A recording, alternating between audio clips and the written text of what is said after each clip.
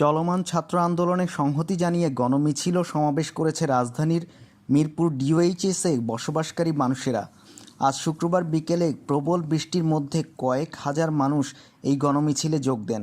শিক্ষার্থীসহ ২ শতাধিক মানুষের হত্যার বিচার চেয়ে স্লোগান দেওয়া হয় মিছিলে। মিছিলকারীদের ব্যানারে লেখা ছিল, চলমান পরিস্থিতিতে অবসরপ্রাপ্ত সামরিক অফিসার, জেসিও ও অন্যান্য সকল পদবীর আহ্বান। উল্লেখ্য, মিরপুর ডিওএইচএসে মূলত সশস্ত্র বাহিনীর অবসরপ্রাপ্ত সদস্যরা বসবাস করেন।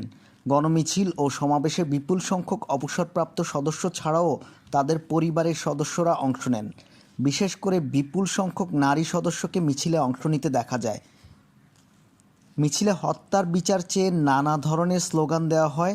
স্লোগানের মধ্যে রয়েছে, উই ওয়ান্ট জাস্টিস, আমরা কে, রাজাকার রাজাকার, কে বলেছে স্বৈরাচার স্বৈরাচার, রক্তের বন্যায় ভেসে যাবে অন্যায়, আমার ভাই কবরে, খুনি কেন বাহিরে ইত্যাদি ধরনের স্লোগান দেওয়া হয়।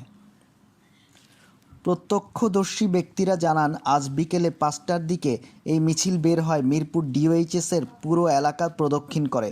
এ সময় বিভিন্ন বাসা থেকে বিপুল সংখ্যক বাসিন্দা বের হয়ে মিছিলে যোগ দেন। পরে ডিওএইচএসের কালচারাল সেন্টারের সামনে সমাবেশ অনুষ্ঠিত হয়। এ সময় কয়েকজন সাবেক উচ্চপদস্থ সেনা সদস্য চলমান আন্দোলনকে সমর্থন জানিয়ে বক্তব্য দেন। গত ১৮ই জুলাই পুলিশের সহায়তায় ছাত্রলীগ ও হেলমেট বাহিনী শিক্ষার্থীদের খুঁজতে মিরপুর ডিওএইচএসে হামলা করেছিল। সমাবেশে এ ঘটনাও প্রতিবাদ করা হয়।